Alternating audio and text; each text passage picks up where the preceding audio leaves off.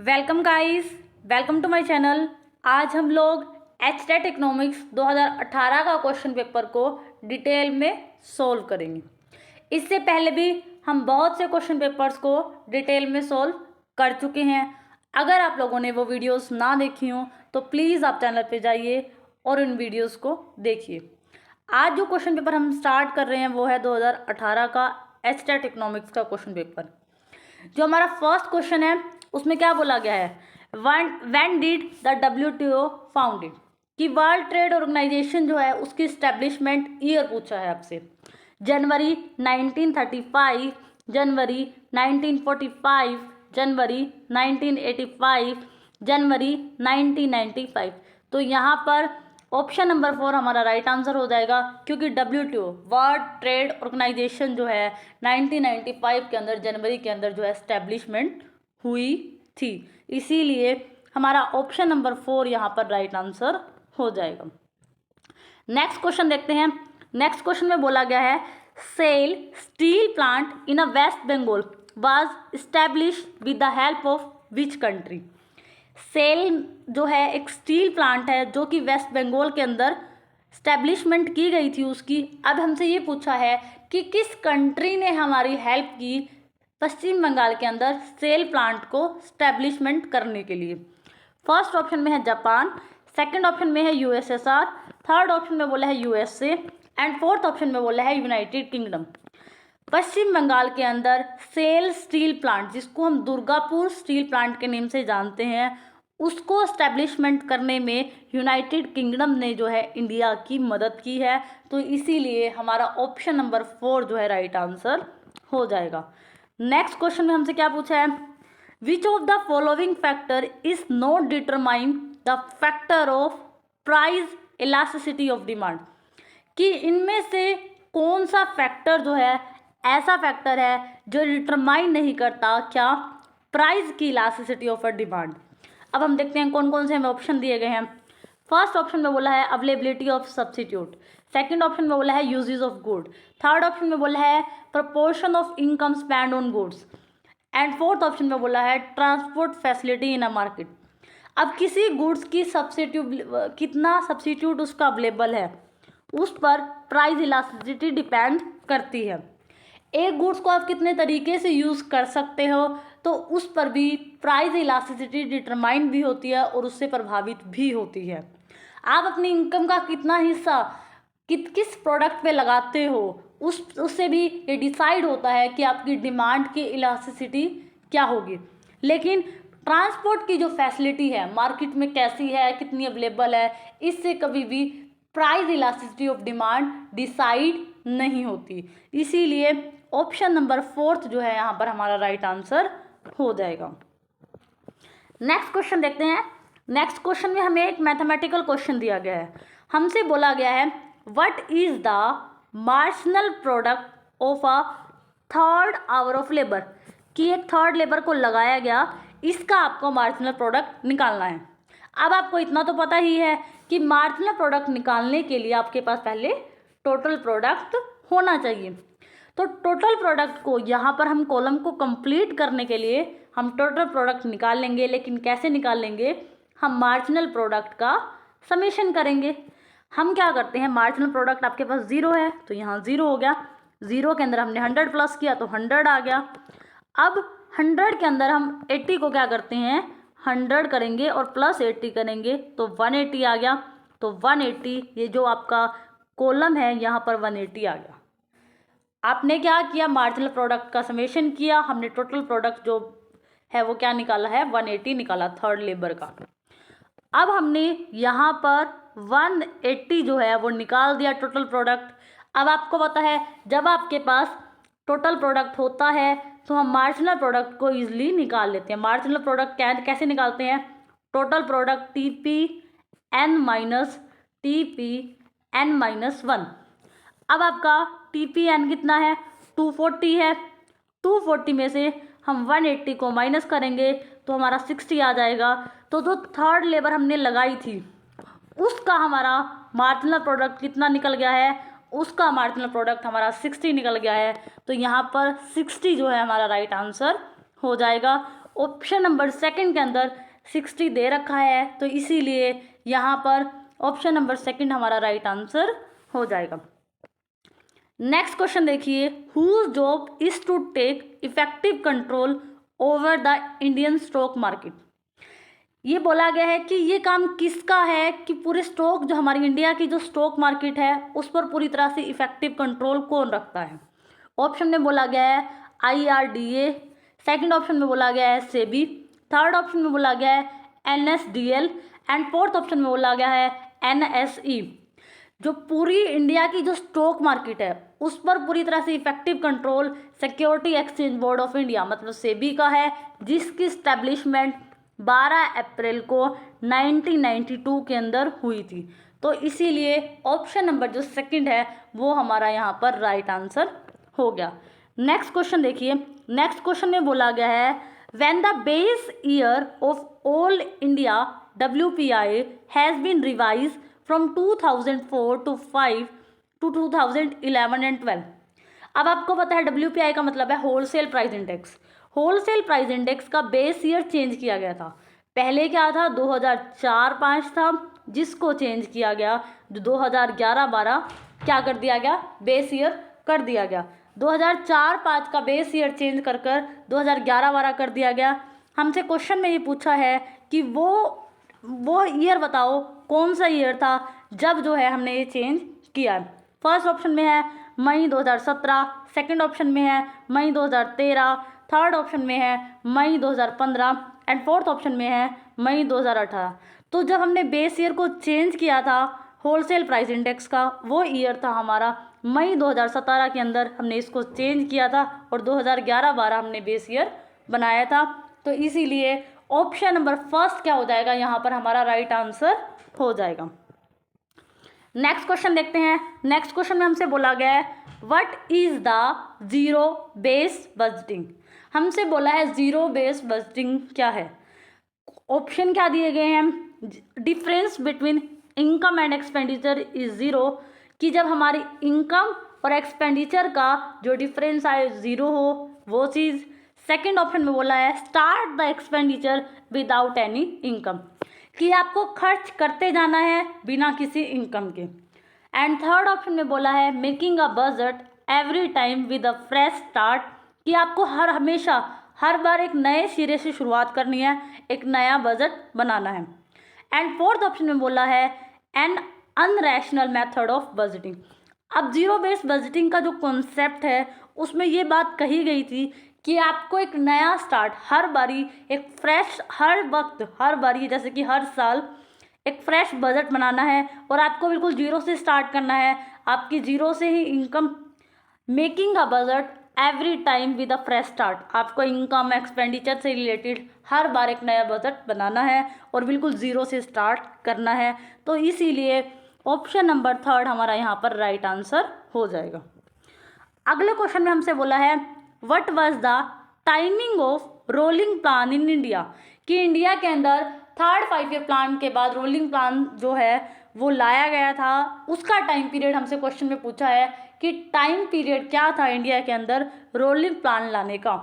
Option में बोला है 1967-69, 1980 से 85, 1979 से 80, 1975 से 80। 1967 से 1969 के अंदर इंडिया के अंदर रोलिंग प्लान लेके आया गया था, इसीलिए हमारा ऑप्शन नंबर फर्स्ट जो है यहाँ पर राइट आंसर। नेक्स्ट क्वेश्चन देखते हैं, quasi rent is a result of. Option में बोला गया है long run, secondary cost, primary cost, variable cost. अब हमें पता है क्वाजी रेंट का जो फॉर्मूला होता है वो आपको क्या बताता है, क्वाजी रेंट हम कैसे निकालते हैं। क्वाजी रेंट हम टोटल रिवेन्यू अर्न की, टोटल आपने जितनी भी रिवेन्यू अर्न की है उसमें से हम क्या माइनस कर देते हैं, टोटल वेरिएबल कॉस्ट को आप माइनस कर देते हैं। तो क्वाजी रेंट ये कहता है कि वेरिएबल कॉस्ट के ऊपर आपको जितनी भी इनकम, वेरिएबल कॉस्ट तो आपको चाहिए प्रोडक्शन की, जब आप इनकम अर्न करते हो उसमें आपको वेरिएबल कॉस्ट तो कम से कम मिलनी चाहिए, लेकिन वेरिएबल कॉस्ट को अर्न करने के बाद आपको जितनी भी एडिशनल इनकम मिलती है वो क्या कहलाएगा, आपका क्वाजी रेंट कहलाता है। तो हम क्या बोलेंगे, quasi rent is a result of variable factor, कि वेरिएबल फैक्टर से अबव जितनी भी आपको इनकम अर्न होती है वही आपकी क्या कहलाती है, क्वाजी रेंट कहलाती है। और क्वाजी रेंट आपको हमेशा शॉर्ट रन में मिलता है, लॉन्ग रन के अंदर आपका क्वाजी रेंट 0 हो जाता है। तो इसीलिए ऑप्शन नंबर 4 यहाँ राइट आंसर हमारा हो जाएगा। नेक्स्ट क्वेश्चन में हमसे क्या बोला गया है, हमें बोला गया है an economy achieve productive efficiency when. एक इकोनॉमी के अंदर ये पूछा गया है कि एक इकोनॉमी कब जो है एक प्रोडक्टिव एफिशिएंसी को अचीव करेगी। ऑप्शंस देखते हैं क्या बोला गया है। ऑप्शंस में बोला गया है कि the best resources are employ, कि उस इकोनॉमी में जितने भी बेस्ट रिसोर्सेज हैं अगर वो सब एम्प्लॉयड हैं तो क्या वो अपनी प्रोडक्टिव एफिशिएंसी को अचीव कर लेगी, फर्स्ट ऑप्शन में बोला है। एंड सेकेंड ऑप्शन में हमें क्या बोला है, सेकेंड ऑप्शन में बोला है the total number of goods produce is greater, कि एक इकोनॉमी के अंदर अगर ज़्यादा से ज़्यादा गुड्स बनाई जाती हैं तो वो प्रोडक्टिव एफिशिएंसी होती है। एंड थर्ड ऑप्शन में बोला है goods are produce at least cost combination and no resources are waste, कि अगर गुड्स इस तरह से बनाई जाए कि आपकी कम से कम कॉस्ट आए और उसके बाद आपका कोई भी रिसोर्सेज वेस्ट ना हो। एंड फोर्थ ऑप्शन में बोला है resources are employed in their most highly value use, कि आप अपने संसाधनों का उच्चतम मूल्यवान प्रयोग लाए, मतलब आप उनका अच्छे से यूज़ कर रहे हो। अब आप देखिए प्रोडक्टिव एफिशिएंसी तो तभी अचीव हो जाती है जब आप प्रोडक्शन इस तरीके से करते हो कि आपकी कॉस्ट कम से कम आ रही है, और सेकंड बात आपका कोई भी रिसोर्सेज वेस्ट नहीं हो रहा, ये भी एक प्रोडक्टिव एफिशिएंसी की पहचान है। इसीलिए ऑप्शन नंबर 3 यहाँ पर क्या हो जाएगा, राइट आंसर हो जाएगा। नेक्स्ट क्वेश्चन देखिए, नेक्स्ट क्वेश्चन में बोला है secular period is also known as, secular period को हम किस नेम से जो है जानते हैं। हमें ऑप्शन में दिया गया है very long period, second option में बोला है long period, and third option में बोला है short period, and fourth option में बोला है very short period. Secular period की जो टाइम लिमिट होती है वो होती है 5 ईयर से 25 ईयर्स के बीच, तो ये एक बहुत लंबा टाइम पीरियड होता है। इसीलिए सेक्युलर पीरियड को वेरी लॉन्ग पीरियड के नाम से जाना जाता है। इसीलिए हमारा ऑप्शन नंबर जो सेकंड है वो राइट आंसर हो जाएगा। नेक्स्ट क्वेश्चन देखते हैं, if the marginal opportunity cost is a constant then the PPC curve, production possibility curve कैसा होगा हमारा। हमसे क्वेश्चन में बोला है अगर आपकी मार्जिनल अपॉर्चुनिटी कॉस्ट जो है वो आपकी कांस्टेंट आती है तब आपका प्रोडक्शन पॉसिबिलिटी कर्व की शेप पूछी है। हमें ऑप्शन में बोला है कन्वेक्स, सेकंड ऑप्शन में बोला है बैकवर्ड बेंडिंग, थर्ड ऑप्शन में बोला है कनकेव, एंड फोर्थ ऑप्शन में बोला है स्ट्रेट लाइन।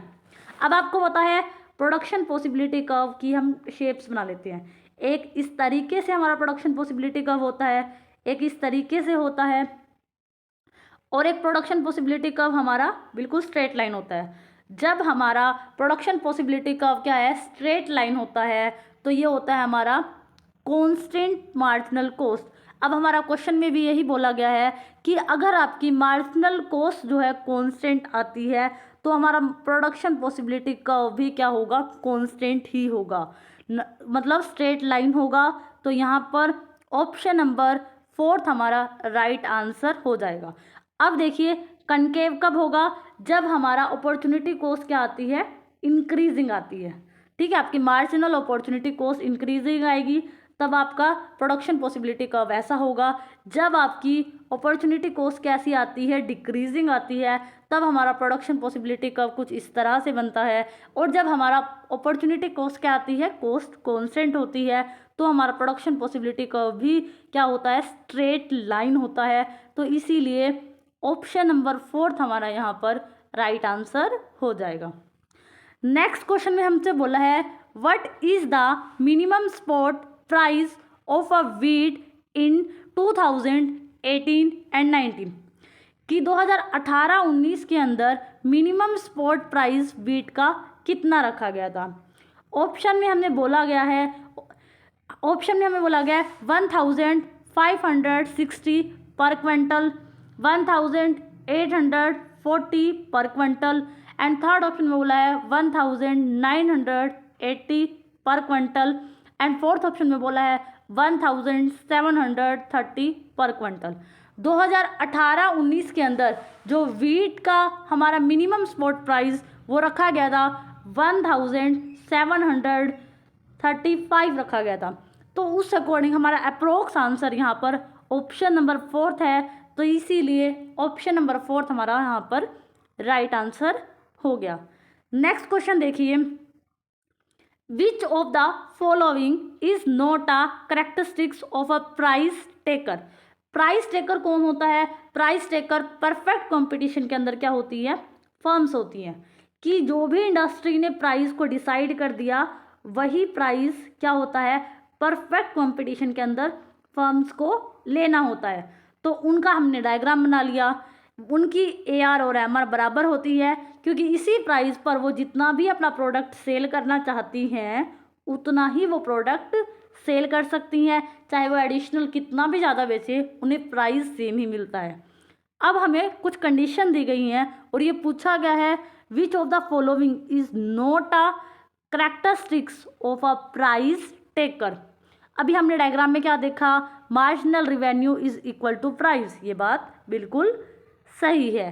सेकंड हमने देखा AR और प्राइस एक ही बात होती है, तो ये बात भी सही है। थर्ड ऑप्शन देखिए बोला गया है एवरेज रिवेन्यू ग्रेटर होगी किससे, मार्जिनल रिवेन्यू से। तो आपको पता है परफेक्ट कंपटीशन में तो हमारी AR और MR बराबर होती है, AR कभी भी ज़्यादा नहीं होगी MR से। तो इसीलिए यहाँ पर ऑप्शन नंबर जो थर्ड है वो हमारा राइट आंसर हो जाएगा क्योंकि हमसे क्वेश्चन में ये पूछा है कौन सी कैरेक्टरिस्टिक्स प्राइस टेकर की नहीं है। तो इस तरह के क्वेश्चन को सॉल्व करने का सबसे अच्छा तरीका है कि आप इसका थोड़ा सा डायग्राम बना लो, उसके बाद आपको सभी ऑप्शंस को पढ़ने की भी ज़रूरत नहीं है। तो यहाँ पर ऑप्शन नंबर जो थर्ड है वो हमारा राइट आंसर हो जाएगा। अगला जो क्वेश्चन है उसमें बोला है operation flood is related to, first option बोला है मिल्क के प्रोडक्शन से, सेकंड ऑप्शन में बोला है मिल्क के डिस्ट्रीब्यूशन से, थर्ड ऑप्शन में बोला है milk production and distribution of milk and fourth option में बोला है नाइदर प्रोडक्शन और नोर अ डिस्ट्रीब्यूशन ऑफ मिल्क। कि जो ये बोला गया है कि जो ऑपरेशन फ्लड है इसका जो संबंध है वो किससे है, मिल्क के प्रोडक्शन से है। और जो वाइट रेवोल्यूशन होती है इंडिया के अंदर, जो वाइट रेवोल्यूशन मतलब मिल्क की हुई थी, वो भी ऑपरेशन फ्लड जो है उसको उस नाम से भी जाना जाता है। तो ये जो थी मिल्क के प्रोडक्शन से और मिल्क का डिस्ट्रीब्यूशन किस तरीके से अच्छे तरीके से मैनेज करना है इससे रिलेटेड थी। इसीलिए यहाँ पर ऑप्शन नंबर थर्ड क्या हो जाएगा, राइट आंसर हो जाएगा क्योंकि हमसे ये पूछा है कि इसका संबंध किसके साथ है। तो उसमें क्या किया गया था, ऑपरेशन फ्लड में मिल्क का कितना ज़्यादा प्रोडक्शन हो उसका किस तरह से आपको मैनेज तरीके से मैनेजमेंट करना है वो सब हमने इसमें देखा था। इसीलिए यहाँ पर ऑप्शन नंबर थर्ड हमारा राइट आंसर हो जाएगा। नेक्स्ट क्वेश्चन में क्या है, who has rendered the marginal productivity theory of distribution. कि जो डिस्ट्रीब्यूशन की मार्जिनल प्रोडक्टिविटी थ्योरी हम पढ़ते हैं उसको उसके जनक पूछा गया है या उसके प्रतिपादन करने वाला कौन था। फर्स्ट ऑप्शन है JB क्लार्क, सेकंड ऑप्शन है केंज, थर्ड ऑप्शन में बोला है शुम्पेटर, फोर्थ ऑप्शन में बोला है रिकार्डो।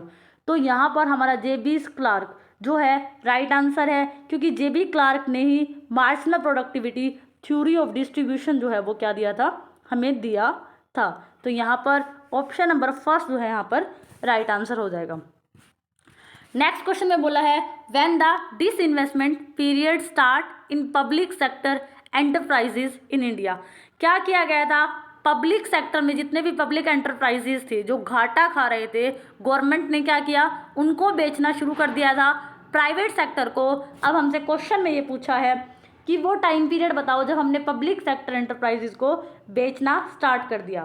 फर्स्ट ऑप्शन में बोला है 1989 टू 90, सेकेंड ऑप्शन में बोला है 1990 टू 91, थर्ड ऑप्शन में बोला है 1991 से 1992 एंड फोर्थ ऑप्शन में बोला है 1992 से 1993।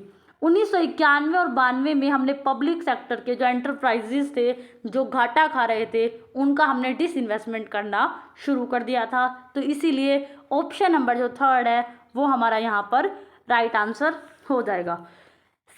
अगला क्वेश्चन जो है, where is the headquarter of SIDBI. SIDBI का हमसे हेडक्वार्टर पूछा है। स्मॉल इंडस्ट्रियल, सिडबी की फुल फॉर्म क्या है, small industrial development bank of India, कि जो छोटे छोटे बिजनेस होते हैं उनके डेवलपमेंट के लिए जो लोन वगैरह देता है उसका हेडक्वार्टर बोला गया है कहाँ है, गोरखपुर में है फर्स्ट ऑप्शन। सेकंड ऑप्शन में बोला है लखनऊ, थर्ड ऑप्शन में बोला है उज्जैन एंड फोर्थ ऑप्शन में बोला है प्रयागराज। जो सिडबी है उसका जो हेडक्वार्टर है वो लखनऊ के अंदर है। तो यहाँ पर ऑप्शन नंबर सेकंड हमारा राइट आंसर हो जाएगा। अगला क्वेश्चन क्या बोला है, in which of the market there is no difference between the industry and a firm, कि कौन सी एक ऐसी मार्केट है जहाँ पर कोई डिफरेंस नहीं है इंडस्ट्री और फर्म में। फर्स्ट ऑप्शन है मोनोपोली, सेकंड ऑप्शन है परफेक्ट कंपटीशन, थर्ड ऑप्शन है imperfect competition and fourth option है ड्यूओपोली। मोनोपोली में किसी तरह का फर्म और इंडस्ट्री का अंतर जो है बिल्कुल ख़त्म हो जाता है, क्योंकि एक प्रोडक्ट को बनाने वाला एक ही प्रोड्यूसर होता है, वही उसकी फर्म होती है, वही वो अकेला खुद इंडस्ट्री भी होता है। तो इसीलिए मोनोपोली की जो मार्केट होती है उसके अंदर कोई डिफरेंस नहीं होता इंडस्ट्री और फर्म के बीच में। तो इसीलिए ऑप्शन नंबर फर्स्ट हमारा यहाँ पर राइट आंसर हो जाएगा। नेक्स्ट क्वेश्चन देखिए, विच of the following is consider the production in economics, कि हमें कुछ ऑप्शंस दिए गए हैं और हमसे ये पूछा है कि इनमें से कौन सा कथन ये बताता है कि इकोनॉमिक्स में हमने प्रोडक्शन किया है। अब हम ऑप्शंस को पढ़ते हैं। Painting a picture for pleasure, ठीक है, एक पिक्चर को पेंट किया है प्लेजर के लिए। सेकंड ऑप्शन है singing a song before friends, आपने एक सॉन्ग को फ्रेंड्स के सामने गाया। थर्ड ऑप्शन है ट्रिलिंग ऑफ सॉइल, हमने जो मिट्टी है उसकी ढुलाई वगैरह की। एंड फोर्थ ऑप्शन है preventing a child from falling into a bore, एक बच्चा जो है बोर में गिर रहा था, हमने उसको गिरने से बचाया। अब देखिए फर्स्ट ऑप्शन के अंदर आपने जो पेंटिंग बनाई वो अपने आनंद के लिए बनाई, तो ये कोई प्रोडक्शन नहीं हुआ, मतलब अपने आनंद के लिए बनाई। सेकंड ऑप्शन में आपने क्या किया, एक सॉन्ग जो है वो गाया बिफोर फ्रेंड्स, आपने फ्रेंड्स के सामने सिर्फ एक सॉन्ग गाया, ये भी कोई प्रोडक्शन नहीं है। लेकिन आपने जो मिट्टी की ढुलाई की है वो आप अगर वहाँ पर गेहूँ उगाओगे या कुछ करोगे तो वो क्या है, वो हमारा प्रोडक्शन जो है इकोनॉमिक्स में माना जाएगा। तो इसीलिए ऑप्शन नंबर थर्ड हमारा राइट आंसर हो गया। नेक्स्ट क्वेश्चन देखिए, who win the Nobel prize for economics science for 2018, कि 2018 के अंदर किसने नोबेल प्राइज इकोनॉमिक्स के अंदर जीता था। तो इसमें तो सिंपल हमसे क्या पूछा गया है, इकोनॉमिस्ट का नाम पूछा गया है।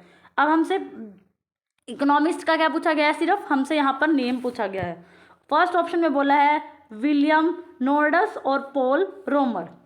सेकंड ऑप्शन में बोला गया है Peter A Diamond and a Dale T Mortensen. Second option में बोला है अगरसन डेंटन एंड फोर्थ ऑप्शन में बोला है Oliver Hart and Bengt Holmstrom. तो जो 2018 के अंदर इकोनॉमिक्स के अंदर जो नोबेल प्राइज़ जो दिया गया था वो किसको दिया गया था, हमारा ऑप्शन नंबर जो फर्स्ट है यहाँ पर मिचेल रोमर एंड विलियम नोर्डस, इनको जो है नोबेल प्राइज़ दिया गया था। विलियम नोर्डस थे उनको क्लाइमेट चेंज से के संबंध में, और पॉल रोमर जो थे वो टेक्नोलॉजी से, मतलब उनका जो टेक्नोलॉजी के ऊपर उन्होंने रिसर्च की, इन्होंने क्लाइमेट चेंज के ऊपर की, इन्होंने टेक्नोलॉजी के ऊपर की, और दोनों को मिलकर 2018 में इनके काम के लिए नोबेल प्राइज़ जो है वो दिया गया था। इसीलिए यहाँ पर ऑप्शन नंबर फर्स्ट जो है वो राइट आंसर हो जाएगा। नेक्स्ट क्वेश्चन में बोला गया है the king demand curve model of oligopoly assume date. King demand curve का हम अब क्या कर लेते हैं, डायग्राम बना लेते हैं। तो ये पूछा है जो किंग डिमांड कर्व का मॉडल है ओलिगोपोली का, वो क्या एज्यूम करता है। The response to price increase is less than response to price decrease. ये कहता है कि प्राइस जब इंक्रीज करता है ना एक सेलर, हमने क्या पढ़ा है ओलिगोपोली क्या जो किंग डिमांड कर्व का मॉडल है उसकी जो बेसिक क्रक्स है, आप सारे ऑप्शंस को ना भी पढ़ो तब भी आप इसका आंसर निकाल सकते हो। हम उसमें क्या पढ़ते हैं किंग डिमांड कर्व में, ये पढ़ते हैं ना कि दो मान लो सेलर हैं ए और बी। अगर एक सेलर अपने प्रोडक्ट का प्राइस इंक्रीज कर देता है तो बी जो है जो ड्यूओपोली है वो ऐसा नहीं करता, मतलब वो कम रिस्पॉन्स करता है, वो अपने प्राइस को बढ़ाता नहीं है। लेकिन अगर एक सेलर ने क्या किया, प्राइस को क्या कर दिया, इंक्रीज कर दिया, नहीं सॉरी डिक्रीज कर दिया। अगर एक सेलर ने ए ने क्या किया, किसी वजह से अपना प्राइस घटा दिया, तो बी भी उसी वक्त उसी टाइम वो एक्शन लेता है। बी भी क्या करता है, तुरंत एक्शन लेता है। इसका मतलब आपको ये चीज़ समझ आई, जब प्राइस डिक्रीज करेगा, जब प्राइस डिक्रीज करेगा तो कॉम्पिटिटर तभी रिस्पोंड करता है, लेकिन जब प्राइस इंक्रीज करता है तो कॉम्पिटिटर उसी टाइम रिस्पोंड नहीं करता, कम रिस्पोंड करता है। अब यहाँ पर हम ऑप्शंस को पढ़ते हैं। The response to a price increase is less than the response to price decrease. ये बात बिल्कुल सही है, क्योंकि अभी हमने बात समझी कि जब प्राइस इंक्रीज करेगा तब तो कॉम्पिटिटर लेस रिस्पॉन्स करता है, और जब प्राइस डिक्रीज करता है ना तब कॉम्पिटिटर ज़्यादा रिस्पॉन्स करता है, तब वो भी क्या करता है, प्राइस को डिक्रीज कर देता है। तो यहाँ पर हमारा ऑप्शन नंबर फर्स्ट ही राइट आंसर हो जाएगा। बाकी ऑप्शन जब आप पढ़ोगे तो आपको इनका रीज़न कि क्यों ये राइट नहीं है समझ आ जाएंगे। मैंने आपको एक चीज़ बताई कि जब प्राइस इंक्रीज होता है तो कॉम्पिटिटर जो है रिस्पॉन्ड कम करता है या बहुत कम करता है, लेकिन जब प्राइस डिक्रीज किया जाता है तब कॉम्पिटिटर बहुत जल्दी क्या करता है, रिस्पॉन्ड करता है, जिसकी वजह से क्या होता है, डिमांड कर्व में किंग आता है, जिसको किंग डिमांड ने अपने मॉडल में समझाया है। तो यहाँ पर तो हमारा option number first right answer हो जाएगा। बाकी ऑप्शंस आसान है, आप इनको खुद पढ़ सकते हो। नेक्स्ट क्वेश्चन देखते हैं। The dividend is announce bye a company on. जो डिविडेंड एक कंपनी अनाउंस करती है वो कब अनाउंस किया जाता है, वो सब्सक्राइब कैपिटल पर अनाउंस होता है, इश्यू कैपिटल पर अनाउंस होता है, ऑथोराइज कैपिटल पर अनाउंस होता है, अनऑथोराइज कैपिटल पर। जो डिविडेंड होता है, जो प्रॉफिट, जो लाभांश जो है जो दिया जाता है कंपनी के द्वारा, वो हमेशा ऑथोराइज कैपिटल पर ही दिया जाता है, अनाउंस किया जाता है। तो इसीलिए ऑप्शन नंबर थर्ड यहाँ पर हमारा राइट आंसर हो जाएगा। नेक्स्ट क्वेश्चन देखिए, diminishing marginal returns implies. Diminishing जो मार्जिनल रिटर्न्स होते हैं कब इम्प्लाइज होते हैं। ऑप्शन में क्या बोला गया है, ऑप्शन में बोला है decreasing average variable cost, second है increasing marginal cost, third option है decreasing average fix cost, and fourth option है डिक्रीजिंग मार्जिनल कॉस्ट। अब क्वेश्चन आप देखिए, क्वेश्चन पूछा है डिमिनिशिंग मार्जिनल रिटर्न्स, तो इसका मतलब जो भी ऑप्शन हमारा राइट होगा उसका संबंध मार्जिनल से होगा, एवरेज वगैरह से कोई लेना देना नहीं है। तो इसीलिए एवरेज वेरिएबल कॉस्ट के अकॉर्डिंग फर्स्ट ऑप्शन तो वैसे ही रॉन्ग हो गया हमारा, और यहाँ पर भी एवरेज फिक्स कॉस्ट की बात की गई है तो ये भी रॉन्ग हो गया, क्योंकि यहाँ पर हमसे पूछा है डिमिनिशिंग मार्जिनल रिटर्न्स, तो एवरेज के बारे में कुछ बात ही नहीं हुई, तो ये वाला ऑप्शन भी रॉन्ग हो गया। तो हमारे पास दो ही ऑप्शन बचे, एक बचा इंक्रीजिंग मार्जिनल कॉस्ट एंड एक बचा डिक्रीजिंग मार्जिनल कॉस्ट। अब क्वेश्चन क्या कह रहा है कि आपके जो रिटर्न्स है मार्जिनल रिटर्न्स वो क्या हो रहे हैं, डिक्रीज हो रहे हैं। अब आपको पता है आपके रिटर्न्स जब डिक्रीज हो रहे हैं इसका मतलब है आपकी कहीं ना कहीं जो कॉस्ट है मार्जिनल वो क्या हो रही है, इंक्रीज हो रही है, क्योंकि रिटर्न्स और कॉस्ट में नेगेटिव रिलेशन होता है। जब आपके कॉस्ट बढ़ेगी तो आपके रिटर्न्स कम होंगे, और जब रिटर्न्स ज़्यादा होंगे तब आपकी कॉस्ट कम होगी। तो इसलिए हमें क्वेश्चन में क्या बोला है, डिमिनिशिंग हो रही है, आपके मार्जिनल रिटर्न्स घट रहे हैं, इसका मतलब है आपकी मार्जिनल कॉस्ट बढ़ रही है। तो इस अकॉर्डिंग कि आपकी मार्जिनल कॉस्ट बढ़ रही है, ऑप्शन नंबर जो सेकंड है वो क्या हो जाएगा, आपका राइट आंसर हो जाएगा। अगला क्वेश्चन है, which bank is not included in the merge of 3 public sector bank in 2018, कि 2018 के अंदर ना 2018 के अंदर पब्लिक सेक्टर के 3 बैंक्स का मर्जर किया गया था। अब कौन सा एक ऐसा बैंक है जिसको इसमें शामिल नहीं किया गया था? फर्स्ट बैंक है इंडियन बैंक, सेकंड बैंक है विजया बैंक, थर्ड बैंक है देना बैंक एंड फोर्थ बैंक है बैंक ऑफ बड़ौदा। तो जब 2018 के अंदर पब्लिक सेक्टर के इन बैंक्स का मर्जर किया गया था तो इंडियन जो बैंक है उसको शामिल नहीं किया गया था, तो इसीलिए ऑप्शन नंबर फर्स्ट जो है हमारा राइट आंसर हो जाएगा। अगला क्वेश्चन क्या है? अगला क्वेश्चन हमारा एक मैथमेटिकल क्वेश्चन है। हमें बोला है, डाटा दिया गया है, मार्जिनल रिटर्न्स पूछा है कि कब जो है हमारे मार्जिनल रिटर्न्स जो है डिमिनिशिंग जो है स्टार्ट हो जाते हैं। Diminishing marginal return starts to occurs between what units. ठीक है, आपको क्या करना पड़ेगा यहाँ पर आपका एक तरफ आउटपुट आपको रखना है, एक तरफ आप अपना टोटल कॉस्ट रखोगे और वहाँ से हम क्या निकाल लेंगे, मार्जिनल कॉस्ट। और मार्जिनल कॉस्ट जब आपकी क्या करेगी, इंक्रीज करने लगेगी, तब हमारे रिटर्न्स क्या करेंगे, डिक्रीज करेंगे। अब देखिए इस क्वेश्चन के अंदर हमें क्या दिया गया है, हमें क्वेश्चन में 0 1 2 3 4 5 6, ठीक है, और हमारे पास टोटल कॉस्ट कितनी है, 240 330 410 480 550 610 एंड 690। आप ऐसे लिखना, इधर जब आप मार्जिनल कॉस्ट निकालोगे ना तो आपकी मार्जिनल कॉस्ट आएगी 90 80 70, फिर 70 आएगा आपका, उसके बाद फिर 60 आ रहा है और उसके बाद 80 आएगा। तो आप ये देखोगे कि जब आपकी मार्जिनल कॉस्ट, आपको फॉर्मूला पता है मार्जिनल कॉस्ट कैसे निकालते हैं, टोटल कॉस्ट तो आपको दे रखी है, तो आप वो फॉर्मूला यूज़ करना। अब हमसे क्वेश्चन में क्या पूछा है, हमसे क्वेश्चन में पूछा है कब आपकी मार्जिनल रिटर्न्स जो है डिमिनिशन करने लग जाएंगे। जब आपकी मार्जिनल जो कॉस्ट है, कॉस्ट है ये, मार्जिनल कॉस्ट बढ़ने लग जाएगी तो हमारे रिटर्न्स क्या करने लग जाएंगे, घटने लग जाएंगे। अब क्वेश्चन में देखिए हमारी मार्जिनल कॉस्ट स्टार्ट हुई थी 90 से, उसके बाद 80 हो गई, चलो घट गई, अच्छी बात है। उसके बाद 70 कांस्टेंट हो गई, उसके बाद फिर 60 हो गई और उसके बाद फिर क्या हो गई, 80 हो गई। तो 70 के बाद 60 हो गई, सही बात है, लेकिन 60 के बाद क्या हो गई, फिर वो इंक्रीज हो गई। इसका मतलब 60 और 80 ये कौन से नंबर की कॉस्ट है, हमारा 5th और 6th पॉइंट पर, ठीक है। 5वें और 6ठे नंबर पर हमारी जो 5th और 6th पॉइंट पर हमारी जो कॉस्ट है वो 60 से 80 हो गई। तो इसीलिए ऑप्शन नंबर 4th हमारा यहाँ पर राइट आंसर हो जाएगा कि 5वें नंबर पर हमारी 60 थी, जब हम मार्जिनल कॉस्ट आप निकालोगे 6th नंबर पर आपकी मार्जिनल कॉस्ट क्या हो गई है, 80 हो गई है।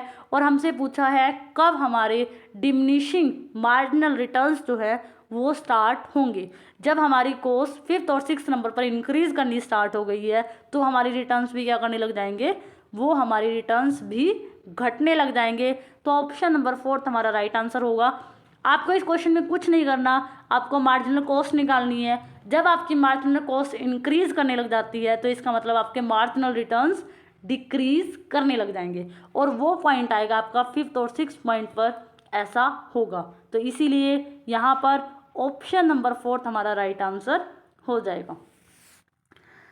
अगला क्वेश्चन है, contraction of a demand is a result of. तो कॉन्ट्रैक्शन मतलब मांग का संकुचन हो रहा है और बोला है मांग का जो संकुचन होता है वो क्यों होता है। फर्स्ट ऑप्शन है increase in a price of other goods, कि जो संबंधित वस्तुएं हैं उनकी कीमतें बढ़ती हैं इसलिए ऐसा होता है। सेकंड ऑप्शन में बोला है increase in the price of goods concerned, कि जो जिस गुड्स की बात हो रही है उसी गुड्स का अगर प्राइस बढ़ रहा है तब हमारी डिमांड क्या होती है, कॉन्ट्रैक्शन में होती है। थर्ड ऑप्शन में बोला है decrease in the number of consumer, कि कंज्यूमर जो है वो डिक्रीज कर रहे हैं इसीलिए डिमांड घट रही है। एंड फोर्थ ऑप्शन में बोला है decrease in the income of purchase, कि हमारे पास इनकम नहीं है गुड्स एंड सर्विसेज को परचेज करने के लिए।